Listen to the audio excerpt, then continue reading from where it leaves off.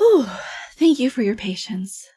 There was a little kerfuffle up in heaven. Some damned souls escaped hell and were raising, well, hell up in heaven.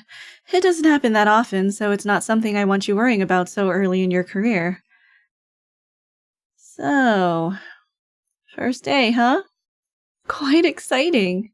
It's always a pleasure to have a new face working at the door. Now, I don't want you to have any reservations about the job, so if you have any worries during this shadowing day, please don't be afraid to bring them up. I will answer everything and anything I can. Alright then, let's just jump right into it. So, as you may have been told when you arrived, there is a certain system that we go by to determine how a soul will spend their afterlife. There are punishments and rewards, to be sure, but we provide ways for wayward souls to work off their debts, as it were. We reference the best things people did with the worst, and see how we can use that to improve their moral standing during their time in purgatory.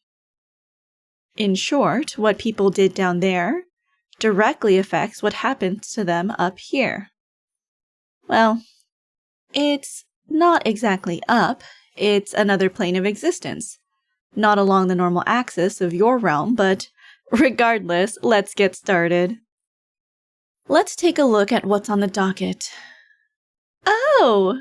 We have our first human of the day. The first name is Madeline. They were an executive at a large business in New York City. Now, the nicest thing that can be said about them is that they always held the door open, even for strangers. On their worst days, their actions at the company ruined the lives of many underpaid and overworked lower employees. I think that earns them a 900-year stint in purgatory working a dead-end job in a similar environment as they created. Now, based on their kindest actions, their benefit will be that doors will always be opened for them. Do you get the feel for how we do things here? Their worst actions dictate their punishment, but their best actions determine any saving graces they may experience. On to our second person. Daryl was a stay-at-home parent who took great care in raising their kids.